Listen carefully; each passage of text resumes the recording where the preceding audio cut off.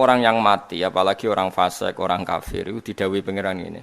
Jong kowe dhisik lali sangka peristiwa akhirat iki. Saiki kabeh tak buka. Fakashafna angka ghitaaka. Saiki tutup-tutup iku wis tak buka.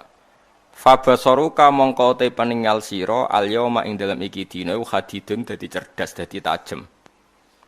Karena setelah kamu di akhirat eling tenan, ternyata ketika kita di dunia itu mengigo ka alam yalbatsu illa sa'atam min nahar. Bukti bahwa kita salah itu gini ya. Misalnya kowe kenal Obama itu bangga, kenal Presiden Amerika bangga, kenal duta besar bangga. Jebule hakikat itu semua gak penting ning akhirat. Yang penting adalah kowe ngusap cahaya yatim terus mbok sedekoi, kowe sujud mbek pangeran mbok nikmati. Kowe ngaji ngene iki mbok syukuri. Hal-hal sing zaman ning donya mbok anggap ora penting, ternyata penting. Kadang keliru lagi gini, ana kiai ikhlas di musala panjang mbok arani kiai cilik. Sing pejabat struktural ning ormas gede mbok arani kiai top, mergo jabat ning ormas gede. Jebule iku ning akhirat klotokan sing banyak kiai cilik. Iso nyafaati kowe. Kiai oleh dendam ning akhirat. Pas kon nyafati kowe ora gelem moh ta mbok arani kiai cilik. Lho dendam itu diolehno pangeran. Mulane kowe aja geman ngenyak kiai cilik. Iso wae gedhe indawa. Engko kathah. Rubba asa akhbaro madfu'in bil abwab law aqsama ala Allah la abarrahu. Dari Kanjeng Nabi, akeh zaman ning donya wong sawangane kedual-dual rambute. Pakaiannya compang-camping, tapi umpama sumpah atas nama Allah, mesti Allah nyembadani. Versi kiai ya, kalau versi medis Anda lebih tahu. Kalau versi kiai itu kematian itu dianggap hal yang sebetulnya ada versi kiai ya, semua orang tahu lah pasti mati itu. Cuma inginnya mati itu kan macam-macam. Inginnya ya setelah kaya, terus setelah mapan, terus menangi anaknya mapan, cucunya mapan gitu. Terus itu pun sebetulnya ada siap mati juga, tapi ya tetap mati itu. Jadi saya punya cerita, saya akan cerita yang lucu-lucu ya supaya nggak tegang ya menghadapi kematian. Dulu itu kroni itu ya sudah ada. Jadi Nabi itu ya punya kroni, tidak hanya pejabat. Nabi itu punya kroni.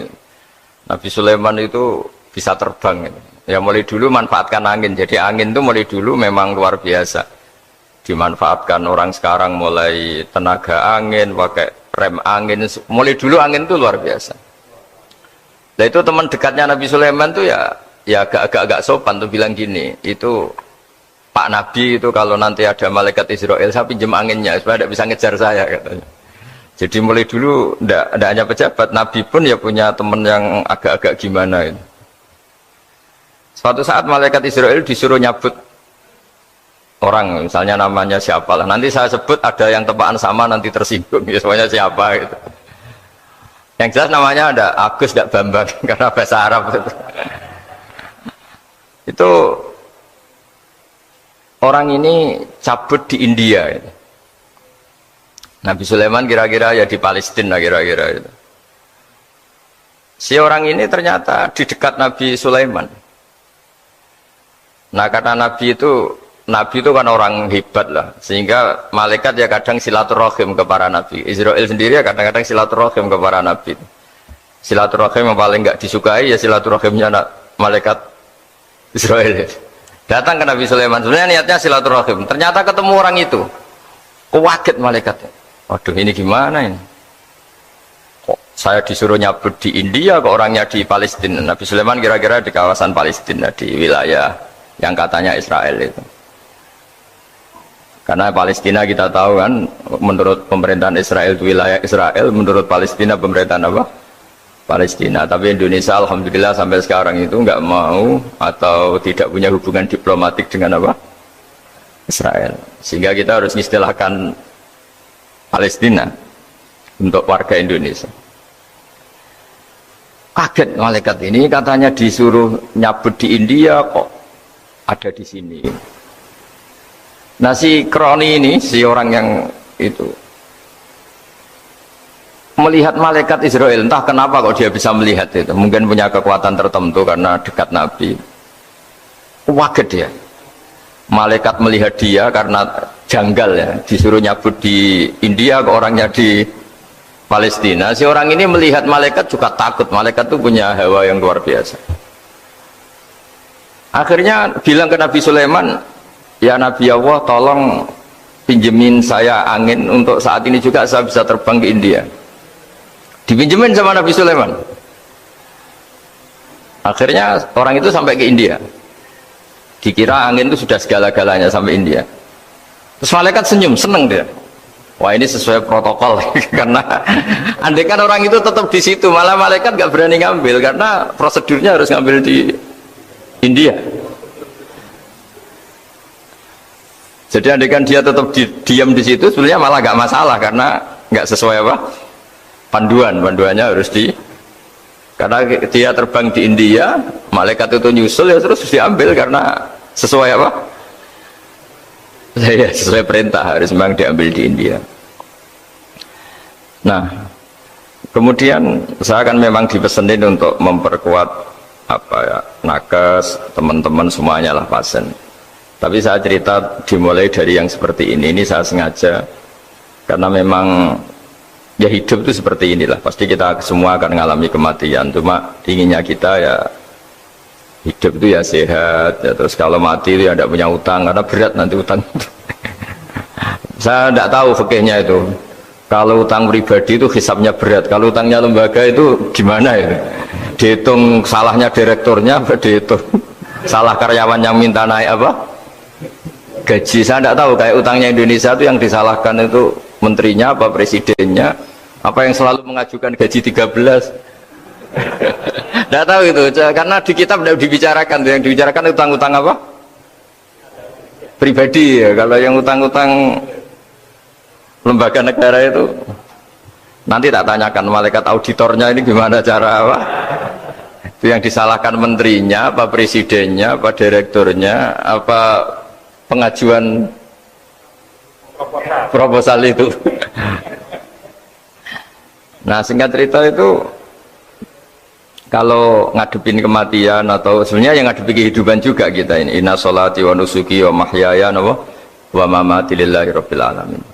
Saya bicara ilmunya kiai. Misalnya si A itu sebenarnya sudah ditulis dia mati karena kecelakaan.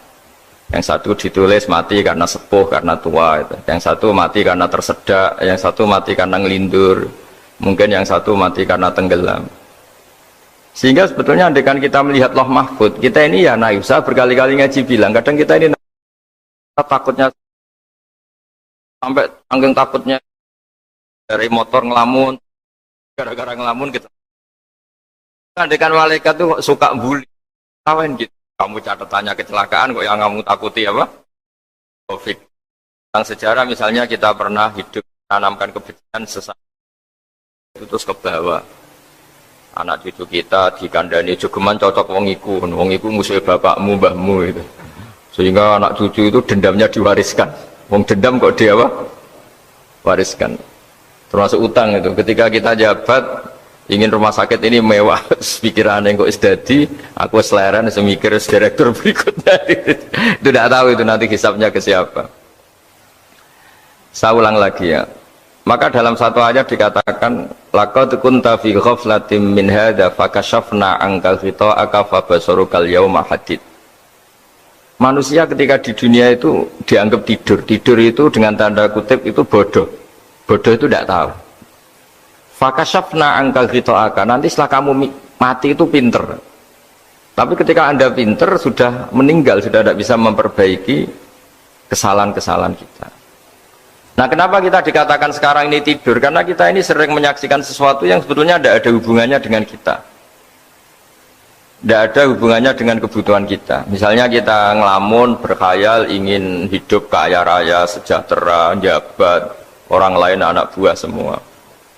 Ternyata itu nggak penting ketika kita di akhirat. Yang penting adalah Anda meninggal dalam keadaan menghamba kepada Allah Subhanahu wa Ta'ala. Saya berkali-kali ngaji, kalau saya berkali-kali bilang, andaikan hati kita nanti direkam Allah, nanti di akhirat sudah direkam, orientasi kita direkam nanti. Pak Agus misalnya ingin punya mobil, punya rumah mewah, punya apa, terus orientasinya gitu. Di depan Tuhan yang menyuruh kita, mensyariatkan kita, inginnya itu ya jadi hamba Allah terbaik, jadi kekasihnya Allah, jadi hamba yang bersujud, dari hamba yang bersedekah. Jadi ini kan tidak sambung, ada cita-cita versi Allah yang dianjurkan Allah, yaitu bercita-cita jadi hamba yang soleh, yang bermanfaat, yang memanfaati orang banyak. Kemudian ini ada cita-cita yang hadun nafsi, ingin mapan semua orang anak buah. Hal-hal seperti ini itu harus kita jaga, jangan sampai terjadi. Makanya di semua kitab pertama mendahulukan bab niat. Niat itu ya faman kana hijratu ilallah wa rasulih fa hijratuhu ilallah wa rasulih. Orang baik itu orang yang orientasinya itu menuju Allah Subhanahu wa taala. Lalu yang kurang baik adalah orang yang orientasinya itu ya harta, perempuan, pokoknya inginnya itu hal-hal yang kepentingan dirinya sendiri. Nah lalu kenapa kita kadang tidak tahu? Ya tidak tahu itu karena tadi kita kalau tidak wiridan itu tidak punya efek samping kan. Tapi kalau kamu nggak punya uang kan terus lemes. Karena ngerti itu terus uang itu penting, wiridan tidak penting. Nah dari kesimpulan itu sebenarnya kita menjadi bodoh. Karena menjadi bodoh ketika Anda meninggal ternyata uang ini nggak penting, wiridan ini penting. Tapi tahu kita terlambat setelah kita meninggal. Nah di sini saya ingin mengingatkan apapun kondisi kita, yang jelas itu ingat selalu kepada Allah Subhanahu wa taala. Caranya ingat gimana? Kata Nabi, kamu bayangkan musibah yang lebih ekstrim, kamu akan tahu yang kamu alami itu ahwanu wa aisar, yang kamu alami itu ringan sekali. Ringan seringan-ringannya. Saya beri contoh ya, kalau Anda belajar, kalau dalam bahasa pondok itu falak, mungkin kalau bahasa umum itu apalah, ilmu apa. Misalnya orang ahli meteor, ahli apalah, ahli perbintangan. Ketakutannya pasti benda langit ini jatuh kemudian menimpa bumi. Nanti kalau Anda ahli geologi itu takutnya bumi ini likuifaksi karena sumber daya alamnya sudah begitu dikeruk, dimanfaatkan. Nanti yang ahli teroris atau yang ahli ekstremis itu takutnya itu ada teroris. Yang ahli sosiologi takutnya Indonesia itu chaos. Kalau chaos ya saling bunuh, saling apa. Jadi semuanya ini ketakutan ini semuanya mengarah terhadap kematian. Kecelakaan lalu lintas ya menjadikan orang mati. Likuifaksi kayak kemarin di Sulawesi ya iya, gunung meletus, gempa, tsunami. Nah ketakutan yang menjadikan kematian sebenarnya banyak. Kalau baru tsunami aja ya orang takutnya ke tsunami. Nanti kalau ada kematian gempa ya takutnya gempa. Kalau temanya COVID ya takutnya COVID. Terus kalau ada tetangga mati karena ngelindur ya baru gue nak turu hati-hati nggak nak mati ngelindur. Jadi, nah masalahnya kan kita tidak tahu, nggak tahunya itu. Ya tadi takutnya COVID ternyata catatannya itu mati kecelakaan. Takutnya kecelakaan ternyata matinya itu ngelindur. Kan kita tidak pernah tahu. Dari tidak pernah tahu itu kemudian agama datang dengan anjuran sudahlah kamu tawakal bahwa semua urusan kamu di tangan Allah Subhanahu wa taala. Inna sholati wa nusuki wa mahyaya wa mamati lillahi rabbil alamin la syarikalah. Yes, ibadah kita, sholat kita, hidup kita, mati kita semua di tangan Allah Subhanahu wa taala. Sehingga dengan berpikir begini ini melihat COVID itu ya kayak melihat potensi kematian yang lain, kayak karena gempa, likuifaksi, kecelakaan, karena ngelindur, karena macam-macam.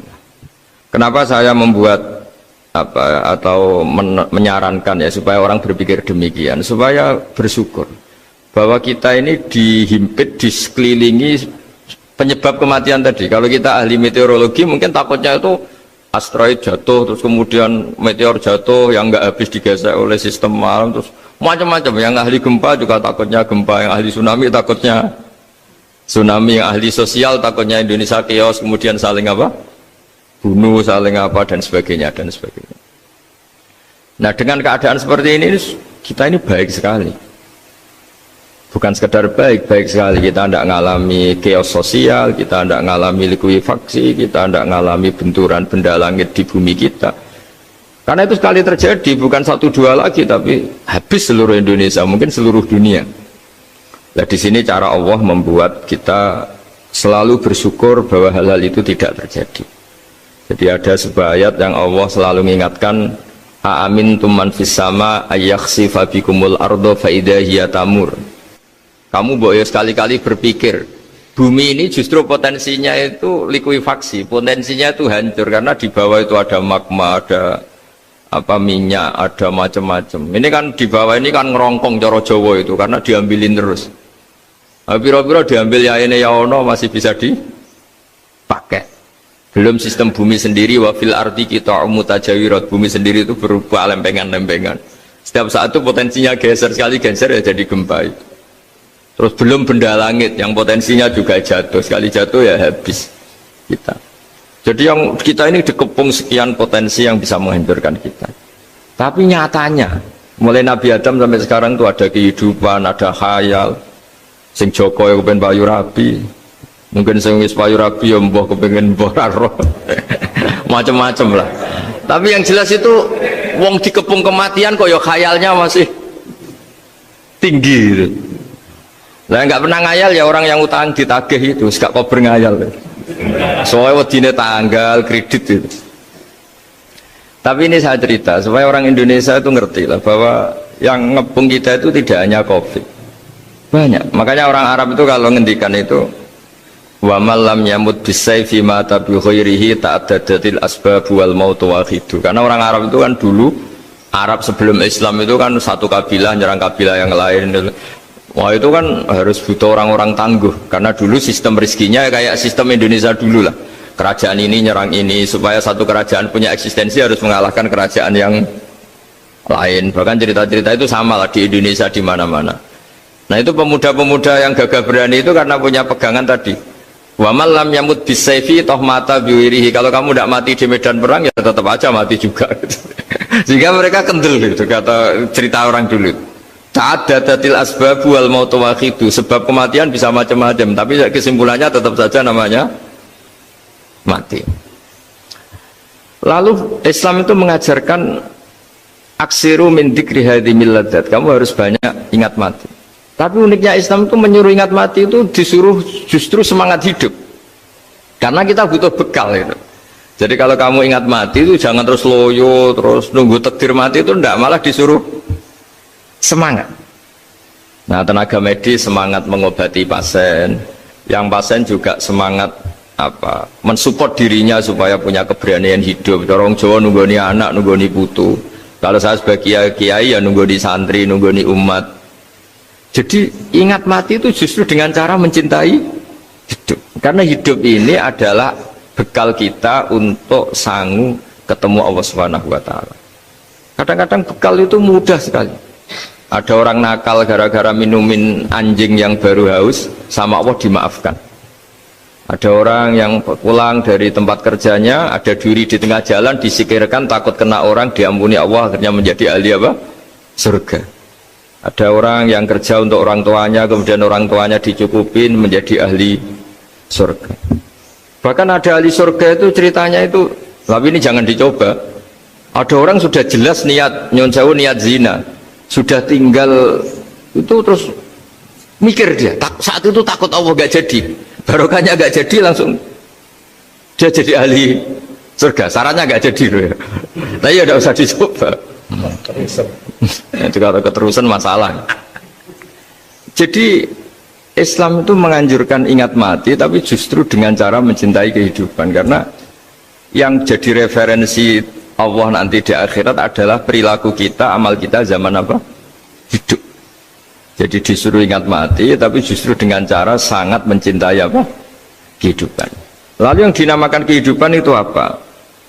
Ya kita-kita ini, ada yang mengkhidmati agama, mengkhidmati orang sakit, mengkhidmati itu ya berbakti, membantu, ada yang nata lalu lintas, ada yang nata keamanan kayak Pak Polisi, ada yang nata keuangan kayak Kemenku, macam-macam. Semuanya harus kita cintai, profesi-profesi yang oleh Islam dianjurkan untuk kita nekuni itu. Jadi saya mohon lewat cerita ini orang itu tidak fokus takut Covid. Kasihan Covid kan jadi tersangka pembunuh sini. Padahal di kampung-kampung orang lugu-lugu yang saking nggak ngertinya itu kalau dikasih sumbangan itu katanya itu salam yang Covid matur nuwun. Itu ribet kalau orang lugu-lugu itu.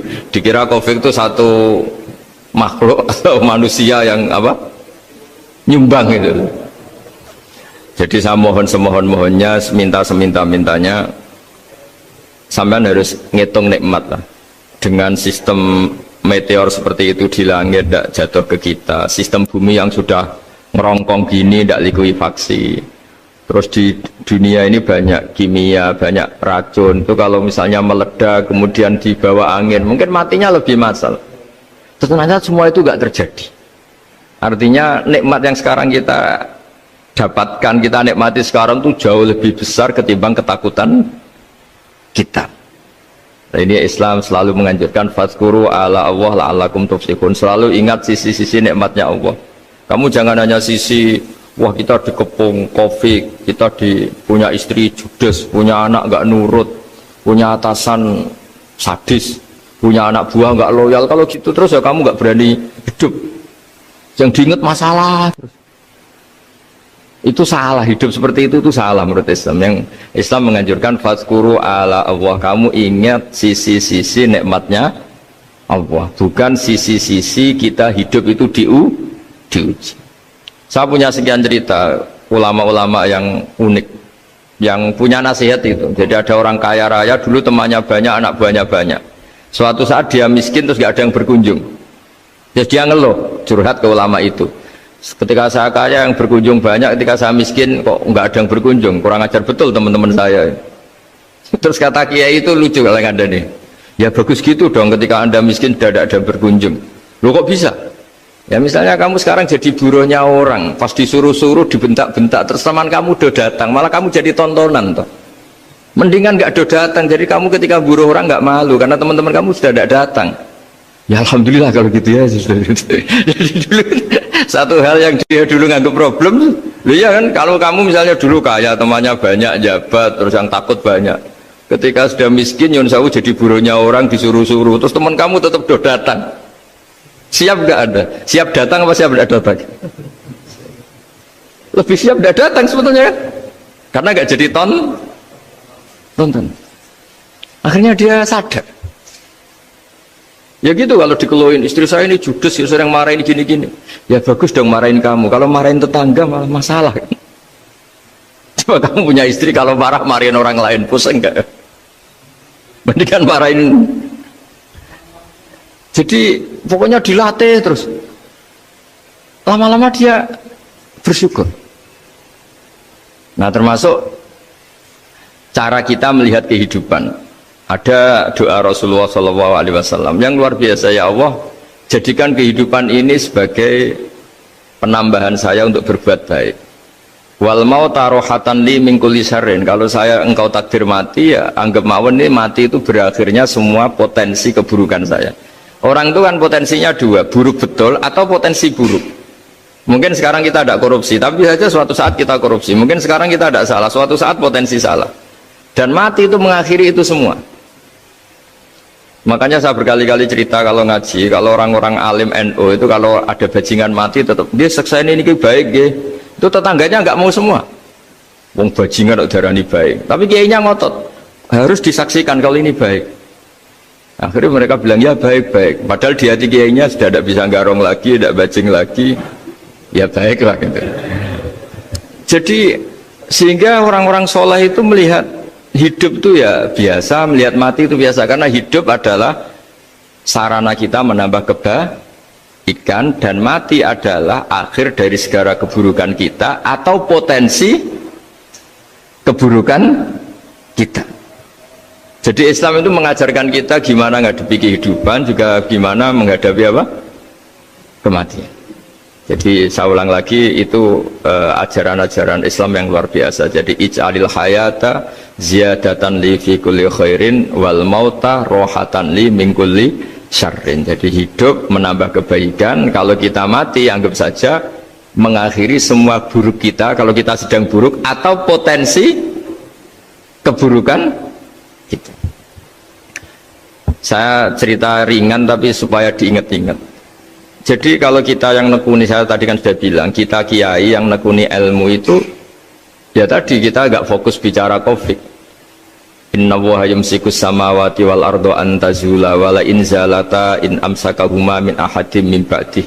Kalau kamu ahli meteorologi kan melihat ini jatuh jumlahnya besarnya sekian. Ini kalau digeser oleh atmosfer paling masih sekian, kayak kemarin Januari kan hujan meteor yang sering kena Lampung kemarin. Terus di mana-mana mesti takut kamu itu. Kalau kamu ahli gempa takutnya itu ya pergeseran lempengan bumi.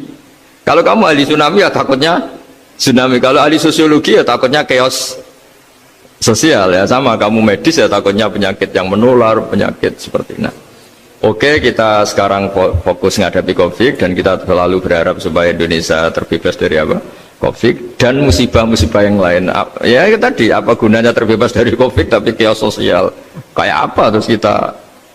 Sehingga Islam selalu mengajarkan harus disyukuri lah bahwa kita sekarang alhamdulillah kita hidup harmonis. Kita kata Mbah Mun Bhinneka Tunggal Ika itu dimentikakno terus yang terakhir masalah air.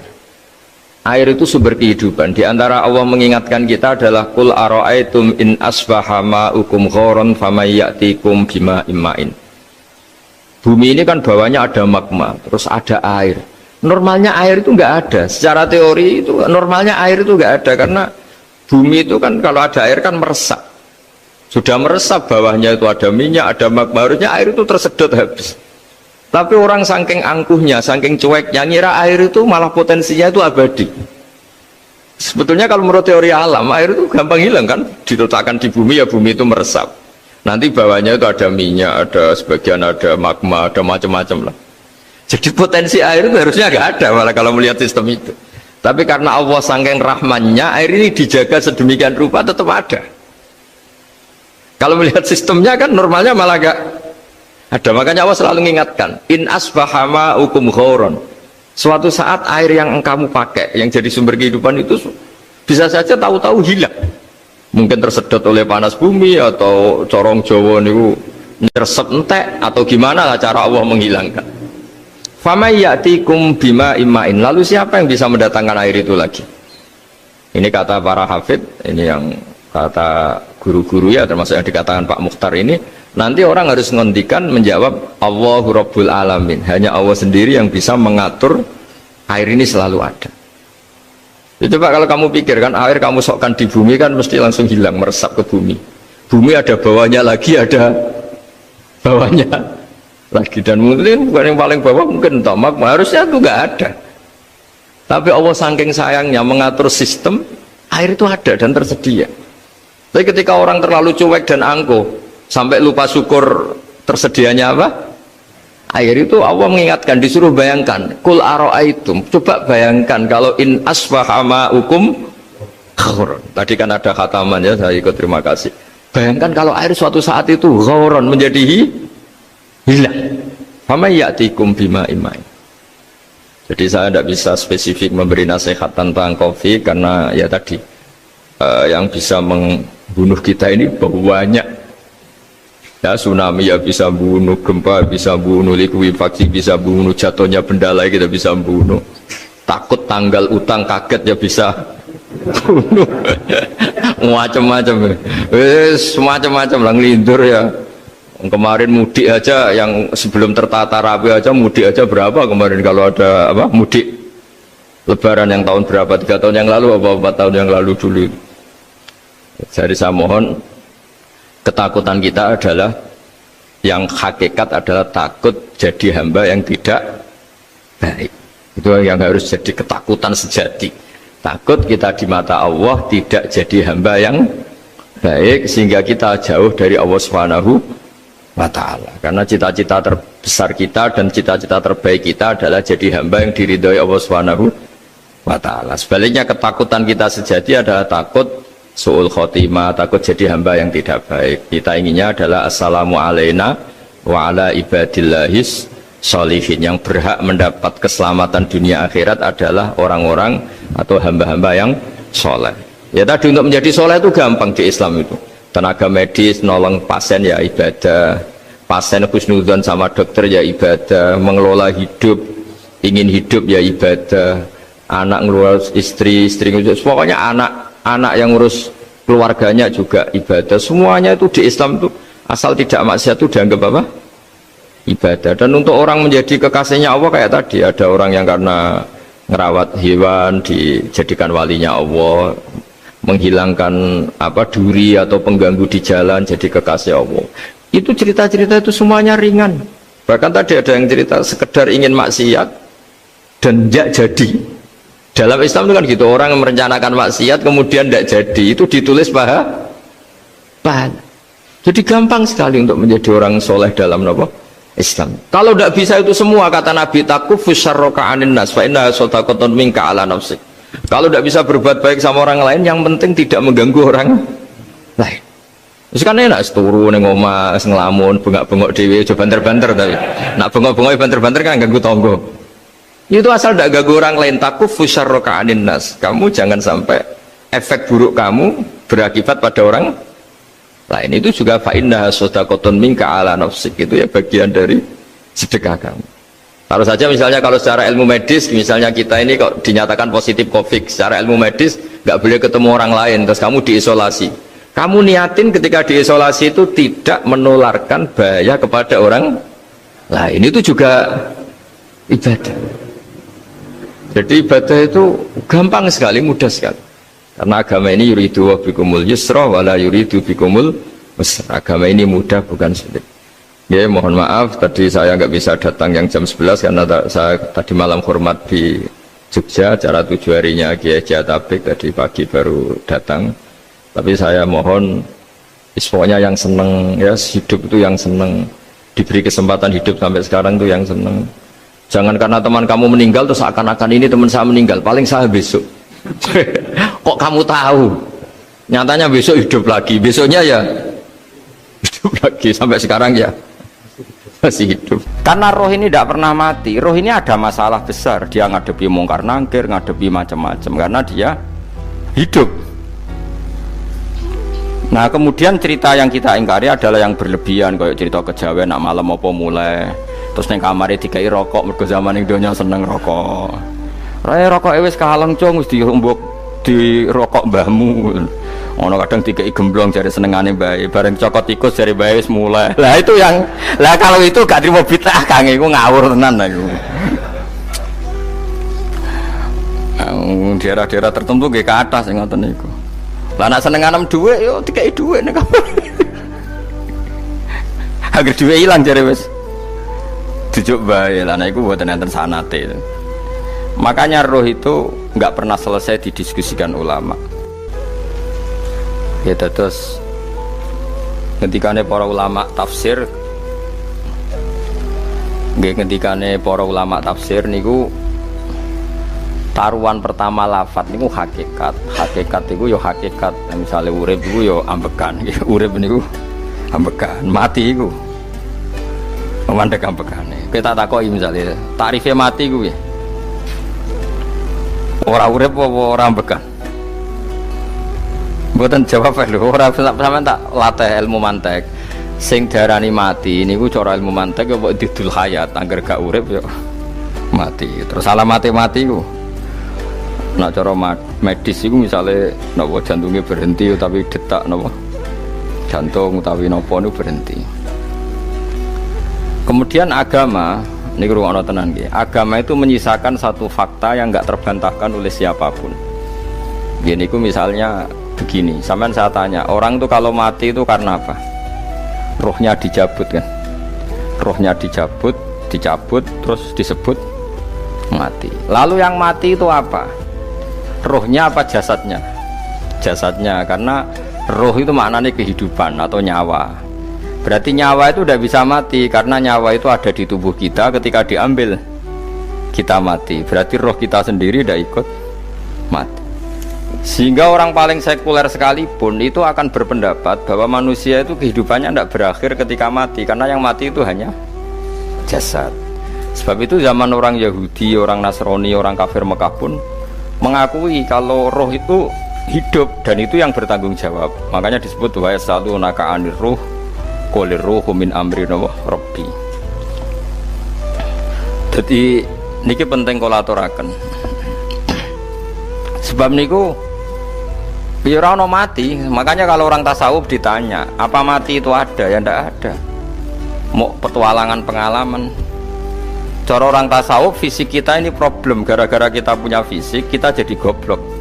nganggep duit penting, pangkat penting, terus kenal sampean penting, urip sing ra penting-penting cara kita penting. Tapi nanti kita kecewa sekali dengan kehidupan ini, sangat-sangat kecewa karena yang kita penting ternyata tidak penting. Misalnya begini, nanti sampean akan tahu makna ayat yang disebut di surat Ar-Rum. Oke, kita goblok dulu ya.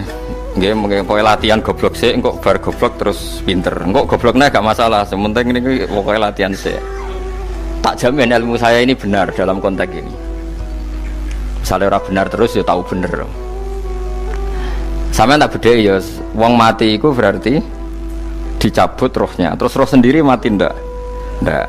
Berarti dalam konteks ini orang yang mati syahid, apalagi para nabi itu mati enggak? Ndak. Sehingga istilahnya Allah, orang yang mati syahid ya ndak mati, para nabi ya ndak mati. Sebetulnya kita pun yang fasik itu ya ndak mati.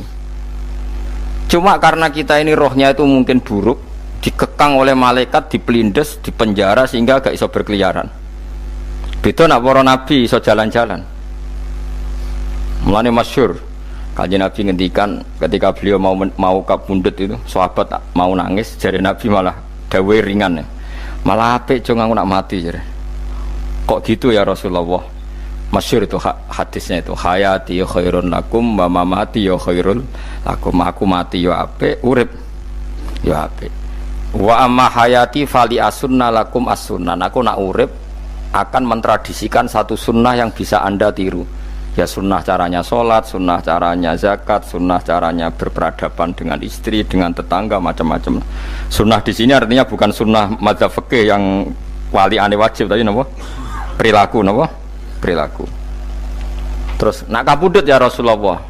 Ya malah penak aku nak kabudut itu jejer pangeran. Terus delok kowe jare Nabi. Nak kelakuan apik aku muji pangeran. Nak kelakuan elek wong aku wis parek pangeran tak jalukno sepuro. Mane ndak blekem terusno ae mergo selain wis bakat ya ana sing jalukno napa?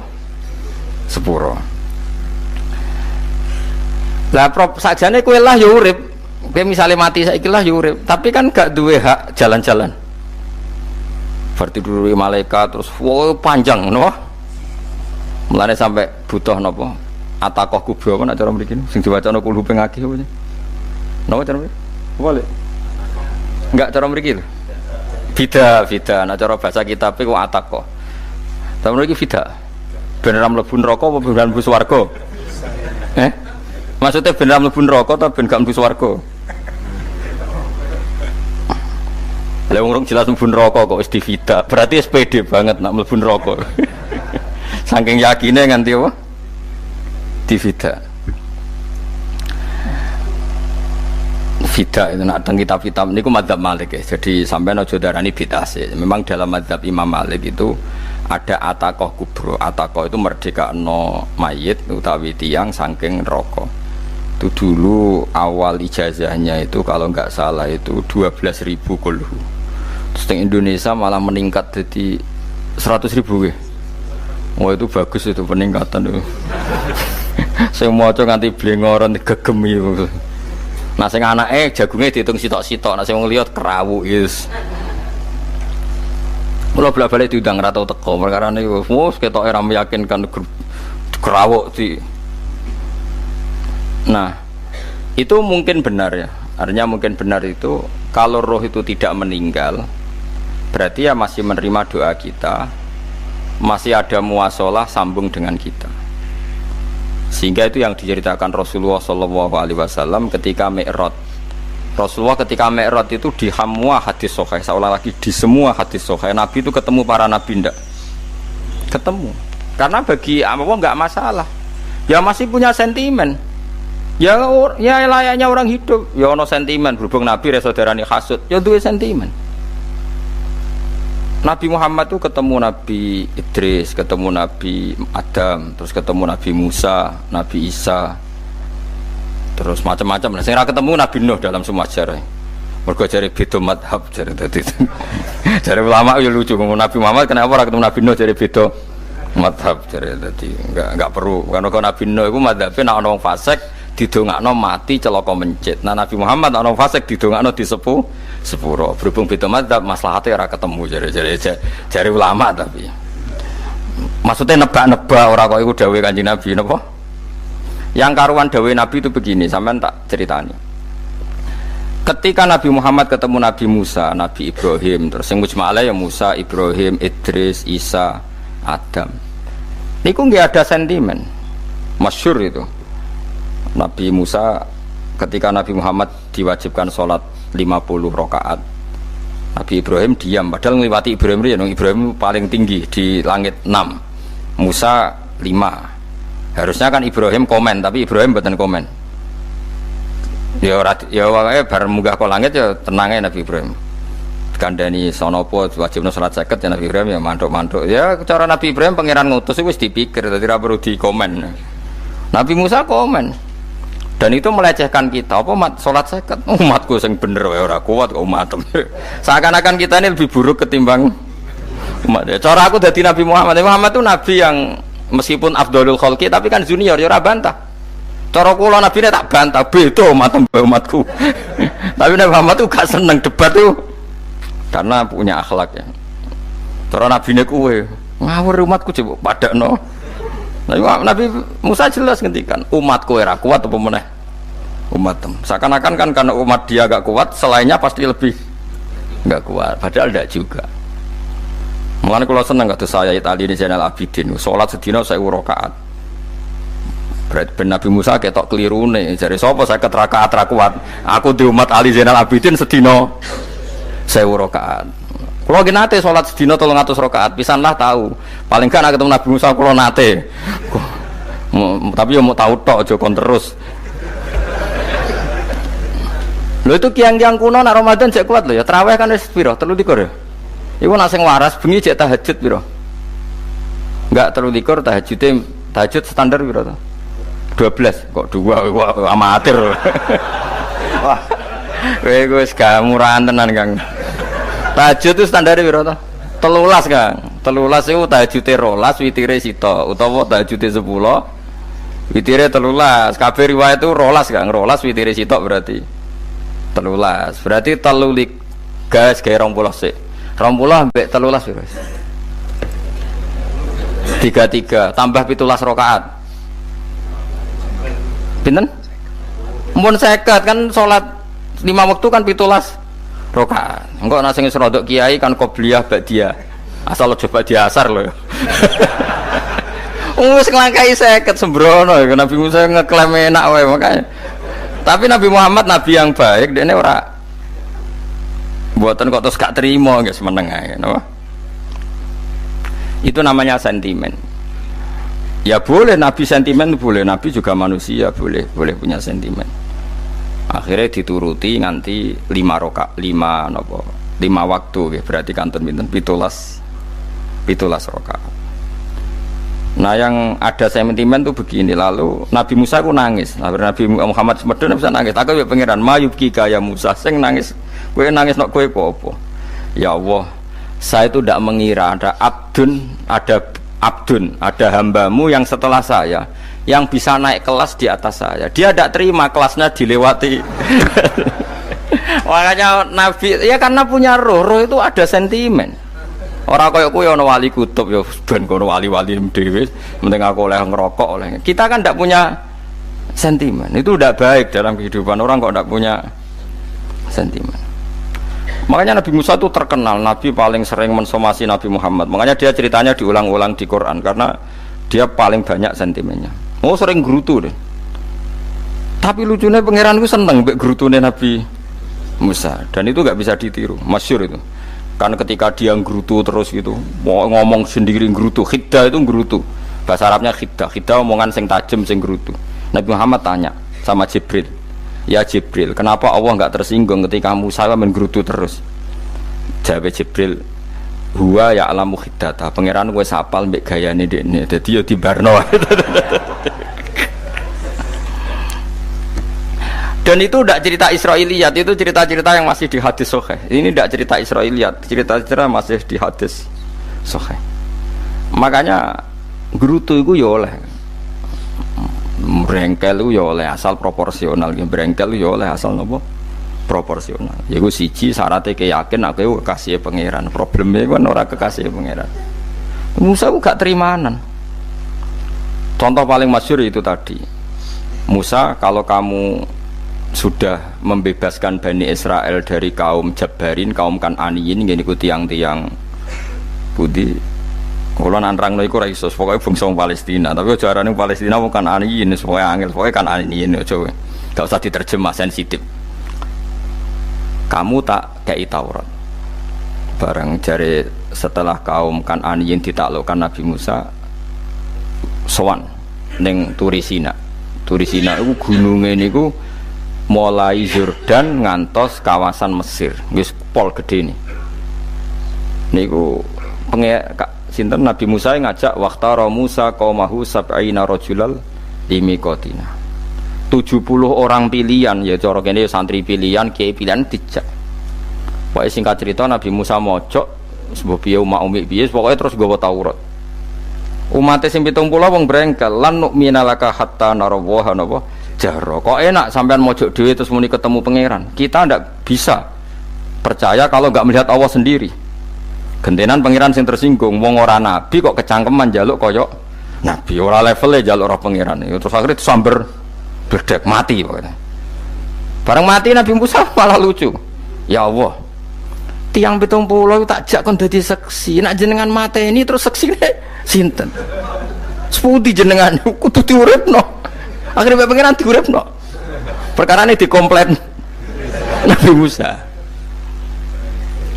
Jadi Nabi sering gremeng, sering komplain pangeran Nabi Musa. Tapi pangeran seneng wong kekasih, yes bener wae. Mulane wong penting dadi kekasih pangeran sih. Engko keliru-keliru ku bener wae. Tapi nek ora kekasih bener wae ya salah. Wis pidato pengajian nak siar Islam, tapi nek ora kekasih disalahno mbek pangeran. Ana wali ku nak salat iku ora tau kok jero masjid. Iku wali. Padha mbek sing saf awal. Sing saf awal gak trimo salate ning jaba kok wali. Ya kok dhuwur. Ditakoki, kena nopo jenengan kok wali padahal nak salat kok guri kok jaba jare. Aku iku isin sowan pangeran kok ngarep mergo dosa aku iku akeh. Baro kaya sopan rawani kok ngarep iku ngrasa. Dadi sing seneng sofa awal ya wong pede-pede. Tapi aja nut iki ilmu kok aja nut. Ngono ngeteruske muni sofa awal gak sunat.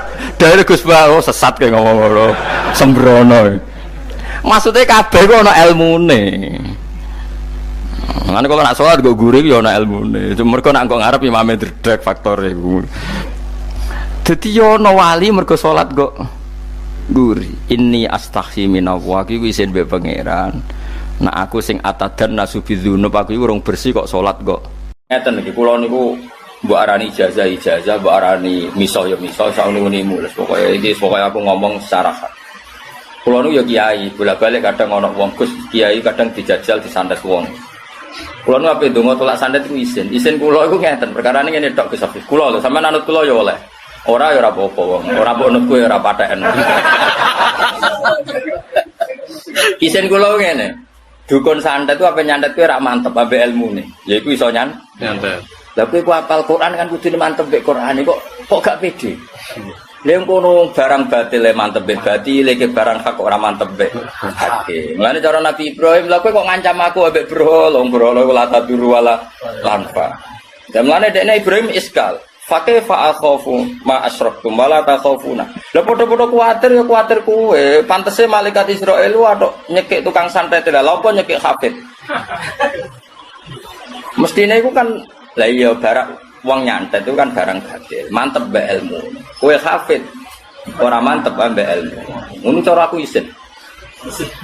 Lan kula donga tolak santet iki isin ora kok perkara sombong isin ae Gusti. Wong niku kawulane jenengan fasik mbok turuti. Kula saleh ra jenengan turuti. Mulane ya ora cara Nabi Ibrahim ngono. Lah aku ada mbok ancam mbek bro. Mulane fakaifa cara Ibrahim kok bagaimana saya perlu rasa apa? Takut. Padha-padha wadi mestine kowe mergo iktimat ambek barang sing la taduru wala angka. Mestine sing kuwatir dukun santete mergo ngimani barang batil. Kok malah hafite sing wedi dasar gak wali blas. Maksudnya kira anut aku ora apa-apa lho, cuma kebangetan. Malah golek hisib. Iya karep. Nah, ngadepi aku padha saleh hisib-hisiban lah. Ngadepi dukun santet kok maca apa? Nah, ngadepi aku ora apa-apa hisib-hisiban. Tapi yo ora pegawean sekarang hisib nasar aku Hasan Asadili ku mono wali. Hisibe go nyerang ulama, yo mesti ra gelem. Malah aneh meneh. Maksudnya biar ora usah. Ora usah donga wis ngadepi ngono biasa wae eling pangeran. Lah kok misalnya kok mati tenan? Apa? Mati tenan tekset. Disantek, mati tenan ya mati takoki pangeran apa kok mati? Iki jenengan kersano. Mati. Ora kena ono sikat boten Gusti, dukun sadet aja mateni wong. Sing duwe sifat al-muhyi al-mumit tetep jeneng. Iku Ibrahimiyah. Kan as ngono makome Ibrahimiyah. Lah Nabi Ibrahim kan ngono. Wala akhafu ma tusyriku bihi illa ayyasha rabbi. Saya aku ora diblas sampai pangeran sampai berhala. Umpama aku untuk musibah ya mergo pangeran sing kersakno. Dan misale munib sadet wong kok tekset. Nek kok pangeran ya akeh iya gitu. Tak takoki pangeran ke jogeman muni. Kenapa nikmati? Kulo disandet tiyang. Lho, berarti musyrik. Berarti ki nganggep sandet yu atsir. Ngabet. Wis mate disalahno pangeran. Jogeman deh. Paham ya? Nak takoki kenapa nikmati? Mergo disandet. Mboten Gusti. Nggih pancen tulisane jenengan pun kula mati. Mumpun nggih ngoten mawon. Ya pinter. Sumput dalam gua jalalan kalau gitu. Jadi nak mati tetap kuliah tawafakum malakul mautil ladzi wukila bikum. Sing mateni kuwe ya malaikat sing tugas mateni. Soal dukun santet macam-macammu profesi jen mergaine ngono ya. Wis keben. Aku tahu loh Mas, sampai ngaji ning ujian dibisiki mbek panitiane. Gus mengke ngapunten biasane wonten kiai dijajal ngene-ngene. Ayo meninggal. Aku pe donga iku isin, ajane ya rada wedi. Tapi pe donga iku luwih isin mbek pangeran. Maksudnya isin, orang kok perkara sopo isin. Ya mosok pangeran tak terang, no pentingnya nglindungi ulama itu kok. Wong cerdas ora perlu diterang kok pangeran diterang. Akhirnya kula mulang tuh. Yo pede wae. Yo urip nganti saiki. Sampai panitia ini Pak, jenengan macano rekor. Tapi biasa wae maksudnya. Bocor aku pas mangkel malah tak lawan tenan, tapi aku wong atine apik. Ora wati. Ya iki waca ayat iki. Dadi wala akhafu ma tusyriku bihi illa ayyata rabbi saya. Terus dawe Imam Suyuti, minal makruhi yusibuni fayakunu. Dadi misalnya mau pe disantet dukun santet kok kowe mati. Iku cara Ibrahim ya tetep aku mati mergo kersane pangeran ora perkara dukun santet. Mergo nek meyakini dukun santet berarti pedarani ghairu wa yu'athir. Liyane Allah iku iso nglabet. Berarti tauhidmu jeblok. Dadi wis kalah keok tauhide jeblok. Dadi nek takoki muni santai. Napa mati iki mayake Gus. Syukur-syukur jawab mene apa mati kangen jenengan. Wah.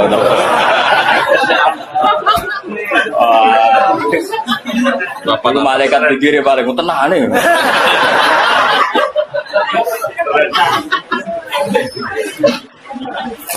Jadi jelas ya. Jadi makom Ibrahimiyah dia, aku nggak pernah takut sama kalian. Kalaupun saya kena sesuatu yang buruk, mergo yasha Rabbi saya. Jelas ya, apa? Karena dikehendaki Allah.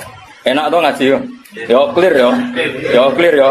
Yo, jadi misalnya kayak krungu kabar bocah ngaji Jalalain kok mati kena santet, ki aja darani kena santet yo pancen wayahe mati. Sing mateni sapa ya Allah Subhanahu wa taala. Lah ning ndi yo neraka apa ora ya ora roh pokoke mati. Oh coba takon terus moro ndi bar mati. Ora roh nek iku gak swarga. Mantap swarga. Ya jelas Nabi kenapa wala akhafu ma tusyriku bihi illa ayyasha. Kalau waca tafsir ya, karena ini penting sekali. Masalah tenan pancen. Jadi ayat iki kula niku paham mulai guys, pokoknya mulai latihan ngalim, Pak. Semenjak itu aku iso nglakoni tenan. Maksudnya iso nglakoni iku nek ape donga tolak sandet iku isin tenan.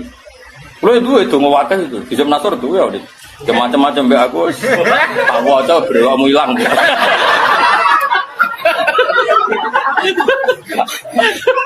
Tapi kalau ora tertarik napa. Nglawan wong wis kalah ora tertarik. Ya jadi jelas filosofi Nabi Ibrahim, saya tidak pernah takut apa yang kamu agul-agulkan, yaitu matu syiriku Nabi. Kalaupun nyatanya saya nanti kena makruh sesuatu yang tidak saya senangi, itu karena yasa'u rabbi saya. Kalau di sini kasihan ya illa yasa'u rabbi saya. Minal makruhi yusibuni fayakunu. Jadi kalau saya nanti kena sesuatu yang al makruh yang tidak saya suka, ya karena masyiatullah, bukan karena aktivitas dukun santet. Jelas ya? Enak toh? Ya, dan mana ana kiai mati sing jare disandet wong, kowe nak aja geman di keyakinan ngono. Iku tau hitam jeblok. Kenapa kiaimu mati? Nggih mati mawon. Napa? Kenapa ya jeneng ajale telas. Mumpun kan selesai kan? Enak toh?